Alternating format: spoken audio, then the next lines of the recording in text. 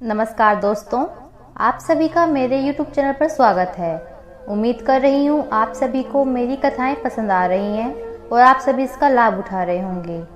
दोस्तों, जैसा कि आप सभी जानते हैं, हमारे वेदों में, हमारे ग्रंथों में ऋषि मुनियों को बड़ा ही ज्ञानी एवं बुद्धिमान माना गया है। उनके लिए एक व्यक्ति को उत्पन्न करना भी उनकी विद्या का एक छोटा सा हिस्सा हुआ करता है। इसी तथ्य के अंतर्गत हम आज एक ऋषि तसंगी उनके विषय में बात करेंगे। आज हम उनके विषय में ये जानेंगे कि उनका जन्म कैसे और किस विचित्र हालात में हुआ। वो श्री राम भगवान की बहन उनके पुत्र थे। तो जानिए उनका जन्म अद्भुत विषय कैसे बन गया। दोस्तों, अगर आपको मेरी ये स्टोरी अच्छी लगे तो जितना हो सके लाइक कीजिए, सब्सक्राइब कीजिए और शेयर कीजिए। दोस्तों, एक बार महर्षि युधिष्ठिर को शृंगी ऋषि की कथा बताते हुए उनके बारे में चर्चा कर रहे थे। उन्होंने युधिष्ठिर को बताया कि कैसे शृंगी ऋषि का जन्म एक हिरण्य के गर्भाशय से हुआ और उनके पिता ऋषि विभांडक थे। ये रोचक बातें सुनकर युधिष्ठिर ने ऋषि से पूछा कि हे महर्षि, एक मनुष्य योनि का जीव एक पशु योनि के जीव से उत्पन्न कैसे हो सकता है? यह कैसे संभव है? यह ना तो धर्म संगत है और ना ही व्यवहार संबंध। तो फिर हिरणी के गर्भ से एक बच्चे की प्राप्ति कैसे हो सकती है? और इस प्राकृतिक संसाधन से जन्मा हुआ बच्चा एक महान ऋषि कैसे हो सकता है? कृपया कर मुझे इन सभी बातों को विस्तार पूर्वक समझाएं।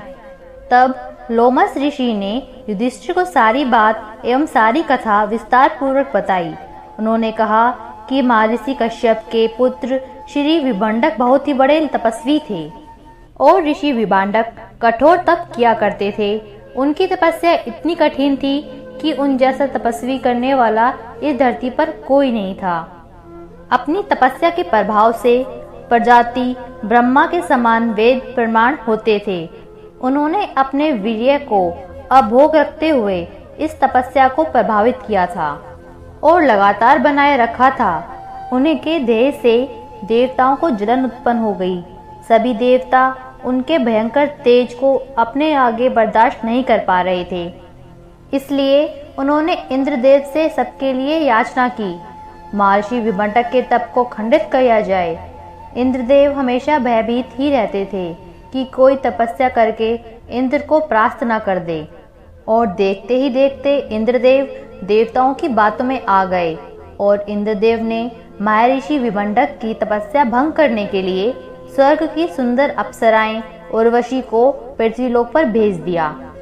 जब ऋषि विभांडक सुबह सुबह स्नान के लिए सरोवर की तरफ गए, देवराज इंद्र के द्वारा भेजी गई अप्सराएं कमुक अंदाज में सरोवर के पास आई और सरोवर में स्नान कर रहे ऋषि विभांडक को लुभाने लगी। धीरे धीरे ऋषि विभांडक में तीव्र काम वासना उठने लगी, जिसके कारण उनका वीर्यपात पानी में ही अंदर बह गया। वीर्यपात गिर जाने के कारण ऋषि विभांडक की तपस्या भंग हो गई। ऋषि का वीर्यपात होते ही उर्वशी तत्काल स्वर्गलोक में वापस चली गई।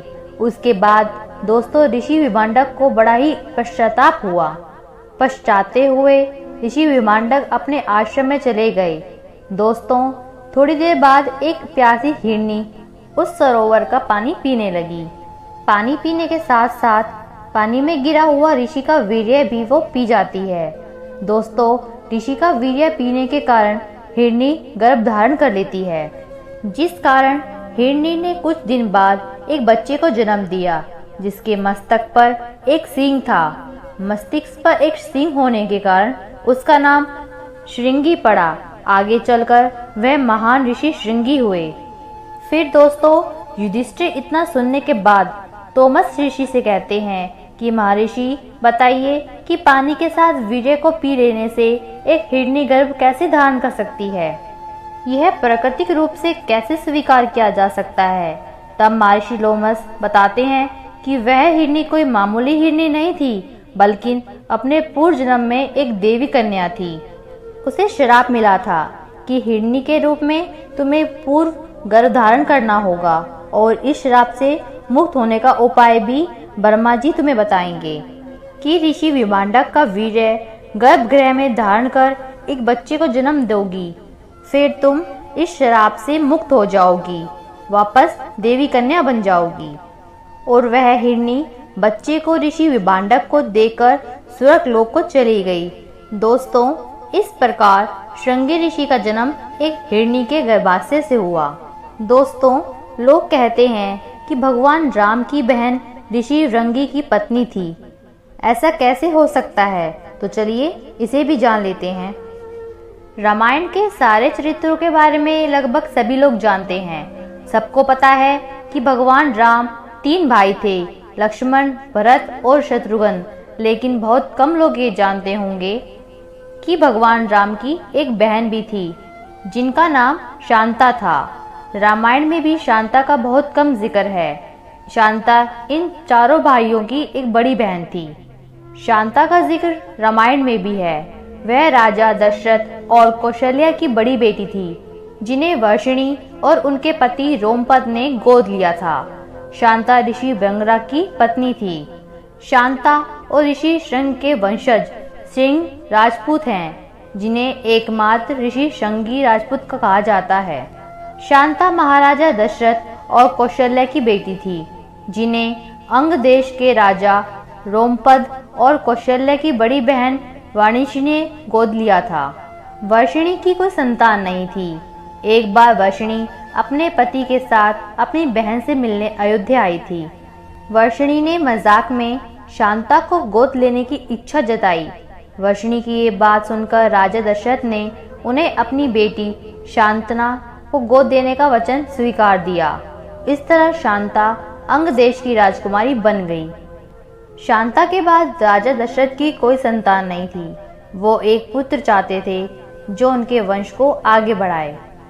उन्होंने ऋषि श्रृंग को पुत्र कामेटी यज्ञ करने के लिए बुलाया, जिनके परिणाम स्वरूप राम, भरत और लक्ष्मण व शत्रुघ्न का जन्म हुआ। शांता को वेद, कला और शिल्प कला का अनूठा ज्ञान था। वह बहुत सुंदर भी थी। एक दिन राजा रोमपद शांता के साथ बातचीत में व्यस्त थे। तभी एक ब्राह्मण मानसून के दिनों में राजा की खेती में मदद मांगने आया। रोमपद ने ब्राह्मण की याचना पर ध्यान नहीं दिया। अपनी उपेक्षा से नाराज ब्राह्मण वहां से चले गए। वर्षा के देवता इंद्र भी अपने इस भक्त का अपमान सहन नहीं कर पाए, इसलिए मानसून के मौसम में वहां बहुत कम वर्षा होती थी। सूखा पड़ने की वजह से हाहाकार मच गया। इस समस्या से मुक्ति पाने के लिए रोमपद ऋषि श्रृंग के पास गए। रोमपद ऋषि श्रृंग से यह कराने की विनती करते हैं, जिसके बाद ऋषि श्रृंग के कहे अनुसार यह किया जाता है। इसके बाद अंग देश में वर्षा होती है और सूखे की समस्या खत्म हो जाती है। इससे प्रसन्न होकर रोमपद ने अपनी पुत्री शांता का विवाह ऋषि श्रृंग से कर दिया।